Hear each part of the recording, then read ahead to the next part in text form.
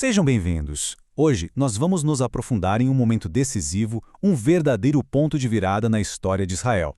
Imagine a cena. O povo está ali, às margens da Terra Prometida, e Moisés, já no fim de sua vida, profere um de seus discursos finais. O que encontramos nos capítulos 8 a 11 de Deuteronômio não é apenas um relato histórico.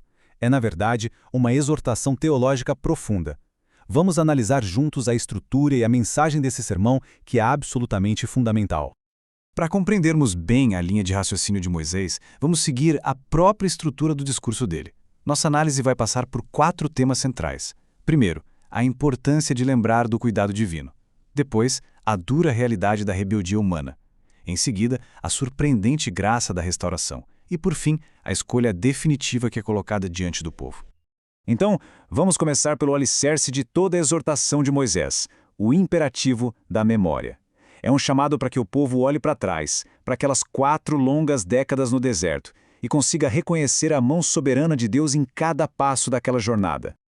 Essa peregrinação tão longa, veja bem, não foi sem propósito. Foi um período de prova, um período de humilhação, tudo orquestrado por Deus. E qual era o objetivo? Era revelar o que de fato havia no coração do povo, para saber se eles guardariam ou não os mandamentos do Senhor. A natureza da provisão de Deus aqui é, de certa forma, paradoxal. É interessante notar. Deus permite a fome, mas para então saciar com o milagre do maná. Ele sustenta o corpo de formas que são claramente sobrenaturais, roupas que não se gastam, pés que não incham, para ensinar uma lição que vai muito além do físico. O texto enquadra toda essa experiência como a disciplina de um pai que ama.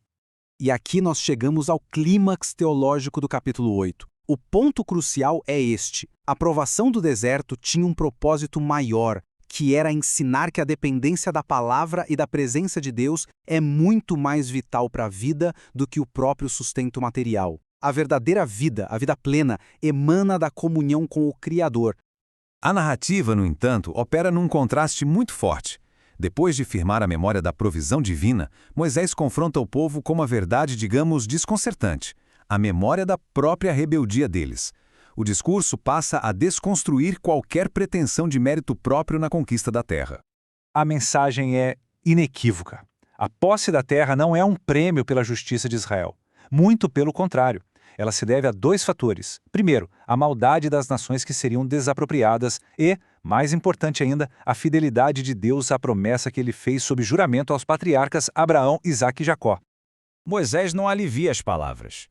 A expressão original hebraica, povo de dura cerviz, é uma metáfora poderosa para a teimosia, para a resistência à direção de Deus, e ele deixa claro que essa não é uma falha pontual, mas uma característica persistente que marcou a jornada deles desde a saída do Egito.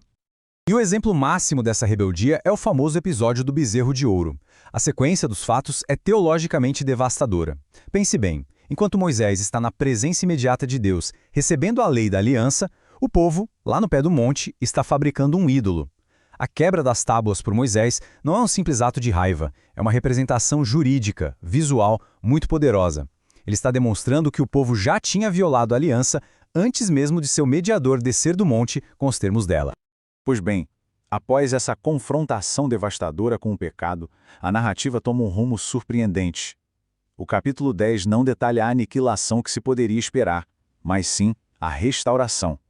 É o triunfo da misericórdia de Deus sobre o juízo, um movimento que começa pela mediação de Moisés. A intercessão é a peça central aqui.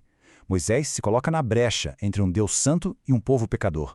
Ele se prostra novamente por mais 40 dias e 40 noites, não por si mesmo, mas em favor do povo e também de Arão. Isso demonstra o papel crítico do mediador da aliança. E essa restauração não é apenas verbal, ela se materializa em atos bem concretos. As novas tábuas, idênticas às primeiras, simbolizam a renovação da aliança exatamente nos mesmos termos. E a construção da arca, um receptáculo sagrado para a lei, significa que a presença de Deus, por meio de sua palavra, continuaria no meio do povo. E como resultado dessa aliança restaurada, a tribo de Levi é formalmente separada para o serviço sagrado. Eles se tornam os guardiões da arca e os ministros do culto. A herança deles é completamente diferente de todas as outras tribos.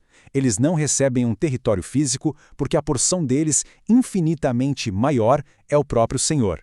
A vocação deles é a proximidade com a presença divina. E assim, nós chegamos ao clímax da exortação de Moisés. Depois de relembrar o passado, a provisão, a rebeldia e a restauração, ele agora se volta para o futuro. E ele coloca diante da nação uma escolha fundamental, uma escolha que vai definir o destino deles. A linguagem aqui é de uma solenidade imensa. Não é uma sugestão, é uma declaração formal. O futuro de Israel na terra não está garantido de forma incondicional. Ele depende de uma resposta contínua à aliança de Deus. 2 futuros possíveis são apresentados. O ponto crucial do discurso de Moisés está exatamente neste contraste. A bênção não é um prêmio arbitrário, mas o resultado, digamos orgânico, da obediência e da comunhão com Deus. A maldição, por sua vez, é a consequência inevitável da desobediência, que tem como seu cerne a idolatria, o ato de se desviar para seguir outros deuses. A escolha é apresentada como uma questão de causa e efeito, e a responsabilidade recai inteiramente sobre o povo. E esta exposição nos deixa com uma pergunta que ecoa através dos séculos. A história de Israel a partir deste ponto é em essência crônica das respostas a essa escolha. É uma pergunta que, claro, convida a reflexão sobre a natureza da fé e da obediência em qualquer tempo. Esta foi uma produção da Primeira Igreja Batista de Guarulhos, um ponto de encontro entre Jesus e o pecador. Convidamos todos a se inscreverem em nosso canal e a deixarem sua curtida. E mais importante, compartilhem aqui nos comentários suas reflexões teológicas sobre essa escolha tão decisiva entre bênção e maldição que foi apresentada nesta passagem.